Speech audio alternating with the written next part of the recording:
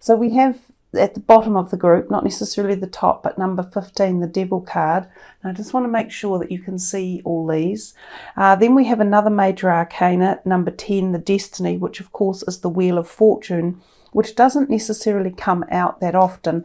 And that is indicative of the type of changes that we are going through and experiencing right now. This is a very succinct card to come out at these times of change. Then you have number 5, the 5 of Wands.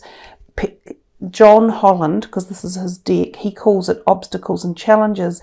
And then you have the 4 of Wands, which he calls foundation and achievements.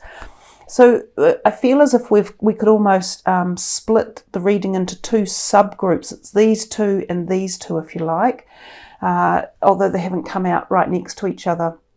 These two would go more hand in hand in saying there's a little bit of not necessarily glitch energy, but something that is causing a disturbance or a realization in the background that things need to change before we can cross the bridge and move over. Whereas these two are creating change at a different level. And if we see this one here, she holds her heart she holds her hand quite firmly on her heart, and she has this emanating glow coming from underneath, from the base chakra and all the way up to the crown chakra, as if she has understanding or lighting some form of evolution or destiny, which is what the Wheel of Fortune is about. So coming back to the Devil with the Temptation card, this card can often turn up if you are in a place of temptation. And it could be anything, because this is a general reading, it will be very personal as to where this resonates in your particular life. So the Devil often comes in at times when we are slightly out of balance or out of kilter. And this could mean in terms of dietary or drug related, such as alcohol or prescription drugs or even illegal drugs. It can be food and diet or exercise. It can be addictions to do with love or romance or workaholic, exerciseaholic. It can also be in terms of out of kilter relationships. So sometimes when there is an obsession going on, it might be that you could be obsessed with something or someone else is obsessed with you, and it creates this unhealthy balance. This can turn up when there are relationships around where there is an unfairness or an unhealthiness that is also within it. And this can be at times of abuse, so it can signal someone is being abused within a relationship. Because of this card right next to it, the Destiny, the Wheel of Fortune, it gives me the feeling that there is this really open door moment or portal in time where you might be able to free yourself from any previous obligations or obsessions or karmic issues that have been trapping you in the feeling of these devil or temptation energies.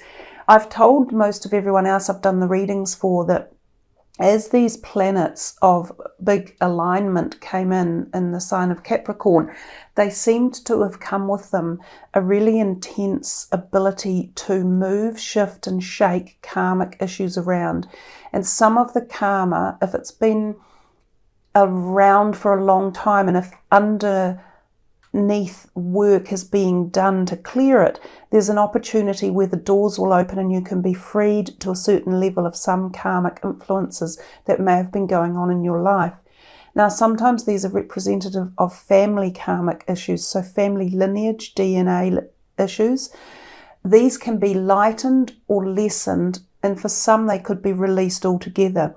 And these things can relate to health issues. They can relate to mental health issues. They can relate to what some people would term curses, although that's just a very, general word. So there's a lot of opportunity here for karma to be put to bed. I don't know if that's quite the right term to use, but this freeing up. And this Wheel of Fortune is the karma, destiny wheel of the slow evolution or cycle of things turning over. So I think for some of you there is a break coming, or a freedom, or a lifting, or a release of something that may have been very karmic.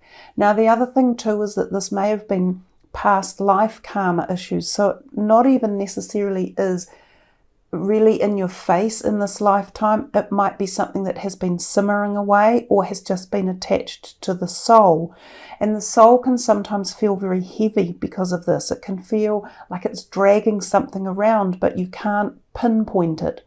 So some of these may be lifted as well, because it's like a big engine. You imagine yourself on a cruise ship, and you're a passenger, and you're sitting on the top deck, and you're looking out at the sea as you're traveling through the oceans, and you're thinking, wow, this is amazing, this is fantastic. But all the work and effort that's going on behind the scene on this giant cruise ship, with all the people involved and all the different gears and changes and shifts and energy and fuel and action and activity, layers and layers upon layers, you're oblivious to. But if it wasn't all happening, you wouldn't be sitting on the top deck of the cruise liner looking out at the beautiful vista. So that's what I'm trying to talk about when I'm referring to all these layers of karmic work that may have been happening through your soul's journey that you might not necessarily have been aware of, but some of which could be being freed. So these times at the moment could, for some of you, create great feelings or portals or moments of euphoria or bliss or higher understanding or awareness or connection or just freedom. So feel into that yourself, meditate with it, spend time contemplating it, and see what comes up for you.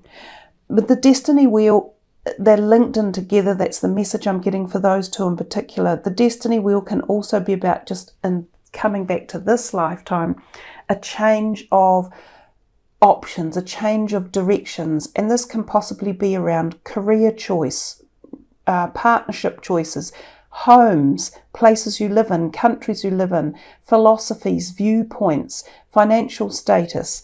But it's a slow turning wheel, because it is the wheel of destiny. It doesn't all happen overnight. So when it turns up, this is the beginning of the shift of change. So I still think it's a fantastic card to get in a reading. And if you think these first three cards, 5, 10, 15, if we reverse it, we're going up in jumps. But they're all related to the 5 anyhow, so they all have a 5 in them. So 5 might be relevant to you for some reason as well, if you ponder upon it.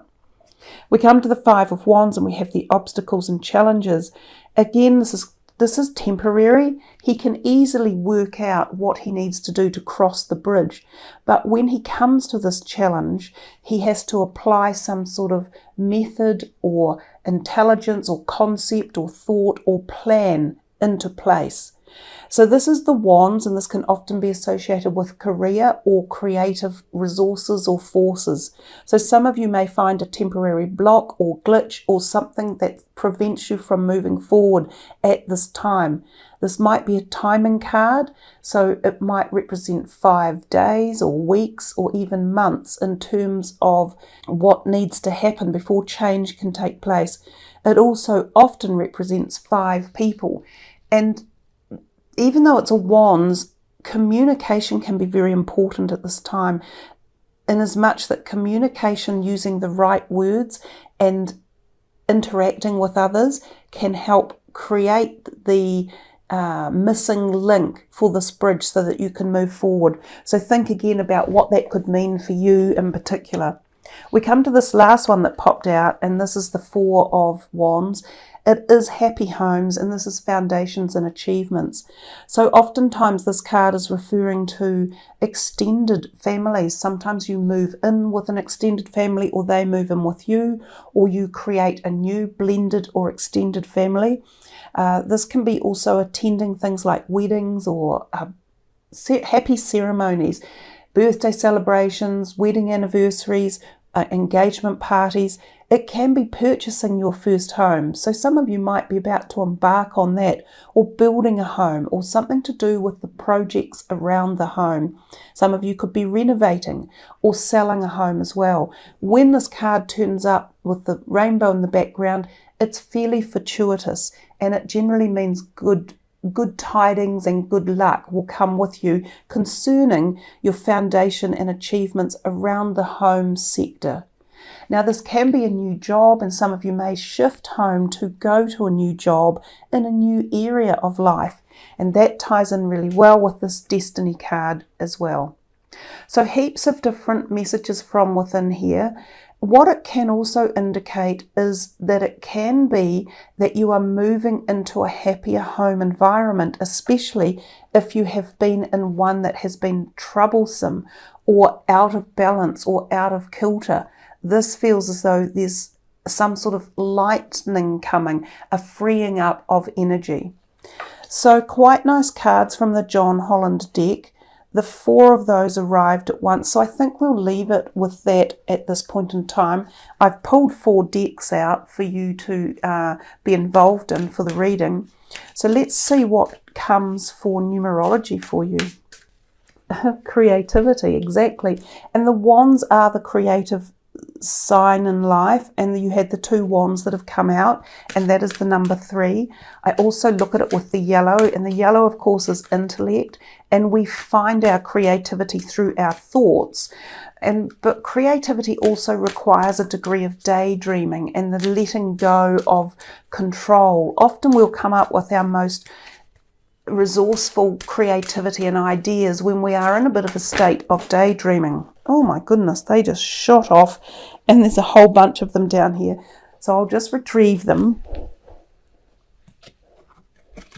But I don't think we will use them all. There's a bit of energy around. The cards jumped off, the camera's all shifted. I'm just going to, there were a whole lot. I haven't really looked at them, but we'll shuffle them and just pick a couple from here. Spiritual partnership. That's really lovely as well. I think you could say a spiritual partnership is almost the opposite of this one. This one has a very base feeling, like a very lower vibrational feeling, because it often brings out that unbalance within us. But a spiritual relationship, on the other hand, is of a higher vibrational frequency, and it often comes through our minds, which we just talked about briefly with the creativity and the intellect. But more importantly, with this light that comes through here, this is where a spiritual relationship will come through for you through the mind, the crown chakra, and also through the heart area. And you will find this great warmth of support and love and caring and connection.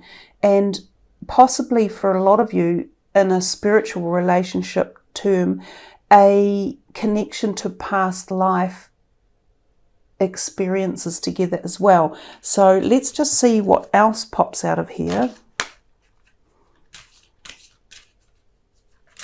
This is for Libra for February.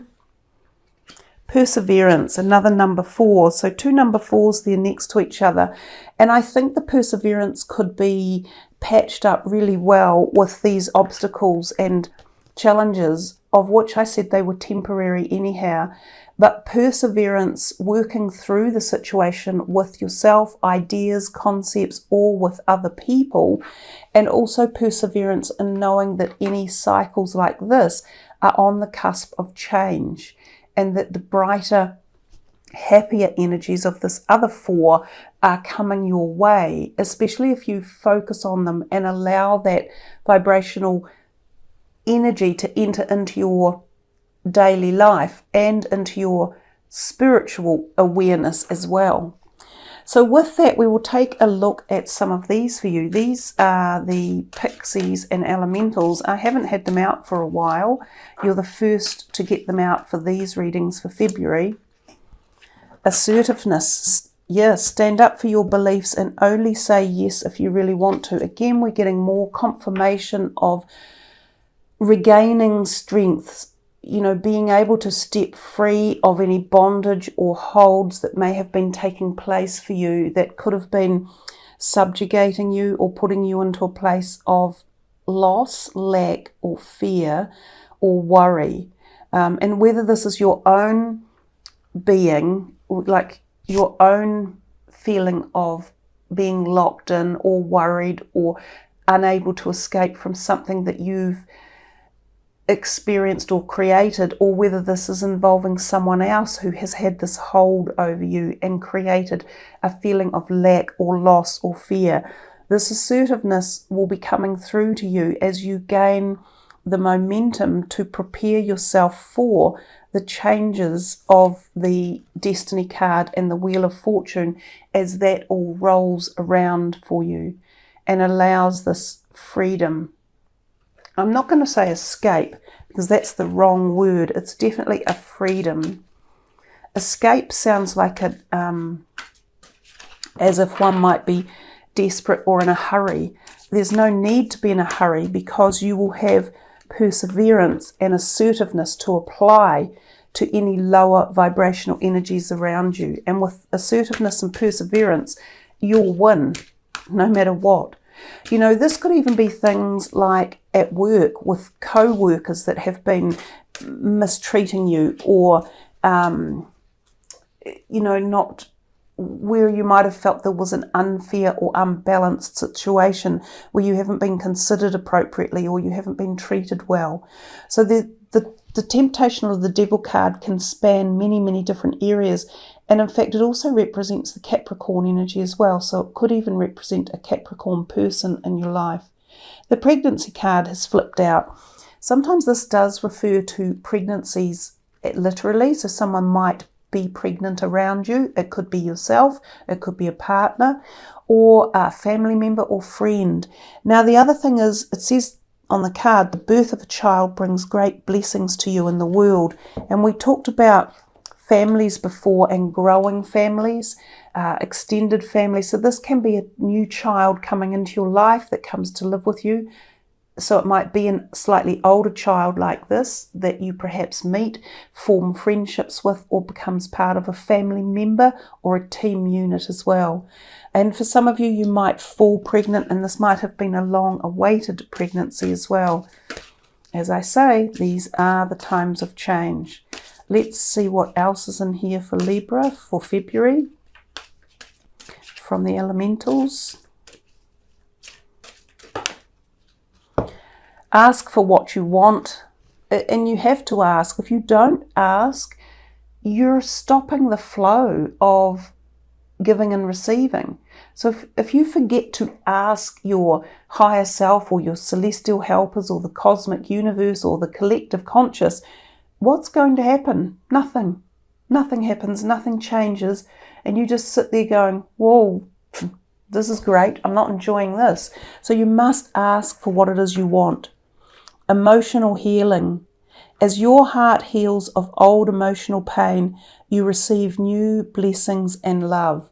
And we've seen this with this ability for the time and energy is right to be able to move away from anything that hasn't been positive for you. And even this one, which is not really necessarily that significant in terms of this emotional healing, because you haven't actually had many negative cards in your reading. You've had more messages coming in, not so much showing negativity. But for those of you who have needed some sort of emotional healing, this again is an opportunity, a window of time in which this could possibly happen. You may be, because of the Destiny card, I think is our major card in the whole deck. And I often say when it comes out, it really does portend this great change. And she's holding her hand, as I said, on her hearts. Maybe there was more than one heart that was hurt or wounded in the situation. But the heart is emanated here and has this beautiful green healing glow around it. The emotional healing is there as this destiny comes in to take place.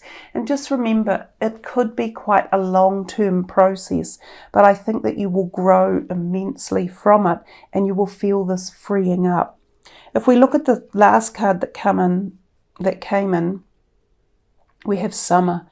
So this is a timing card. Now, we have 2 summers on the planet at any one time.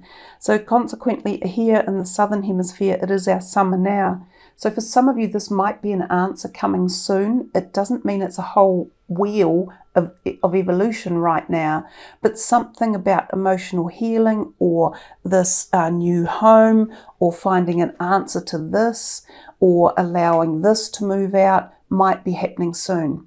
For the northern hemisphere, it could be referring to much later in the year for you guys as things work through.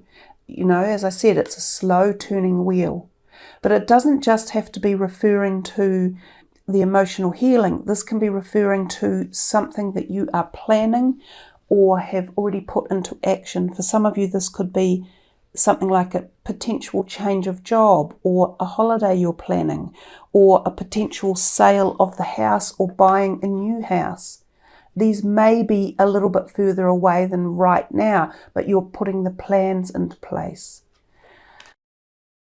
With that in mind, let us look at the last card for the reading, and we will see what is in here for Libra to finish their reading off, something that they can focus on and meditate with to help them through these periods of change of February. And remember, guys, it's a leap year. Yay! We have one more day in February, the 29th. Be still, number 5.